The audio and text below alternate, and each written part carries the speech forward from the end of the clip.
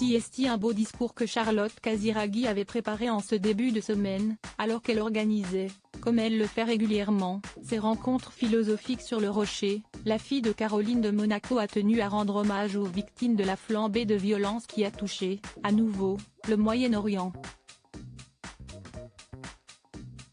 Et elle a poussé ses convives à garder espoir dans le futur.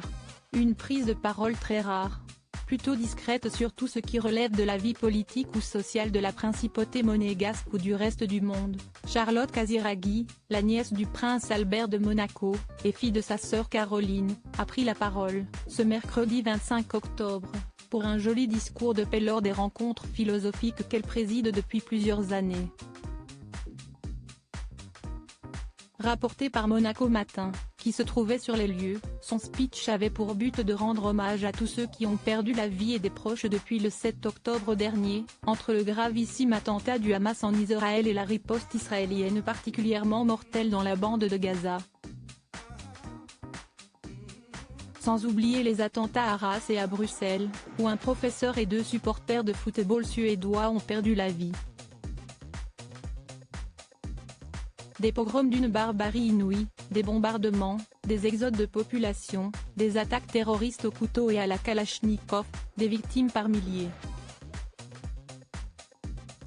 De quoi perdre espoir, s'est-elle d'abord désolée devant son auditoire. Mais la mère de 2 jeunes enfants, Raphaël, presque 10 ans, né de son histoire d'amour avec Gad Elmaleh, et Balthazar, 5 ans, dont le papa est son mari Dimitri Rassam, ne veut pas abandonner ses espoirs d'un monde meilleur. La force de la philosophie pour la paix tentant de maintenir vive la volonté de dialogue, d'échange, d'autant plus nécessaire quand il se déroule alors que les opinions et les convictions divergent ou s'opposent, s'est évertuée à demander la jeune femme de 38 ans, en espérant, peut-être naïvement que la philosophie peut aider à se protéger des dogmatismes, des fanatismes, des passions mauvaises qui inoculent dans nos relations le poison de l'intolérance, de l'inimitié et de la haine. Puis, après s'être assuré que son public partage cette confiance dans la faculté qu'ont la réflexion et la pensée de nous aider à résister, elle a appelé tout le monde à faire une minute de silence, avant d'aborder le thème de la dispute. Après avoir parlé ici même de la guerre et de la haine, faisons silence une minute pour rendre hommage à tous ceux et celles que des centaines de familles sont en train de pleurer. Un moment particulièrement émouvant et très rare. Les familles royales européennes, souvent empêchées de réagir par un devoir de réserve, ont été peu nombreuses à pouvoir oser une prise de parole sur cette terrible situation qui se compte désormais en milliers de morts dans le Moyen-Orient.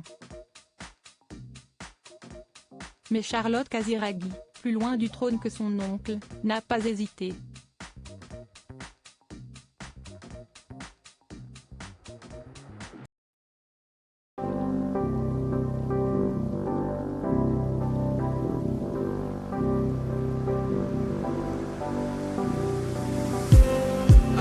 Just need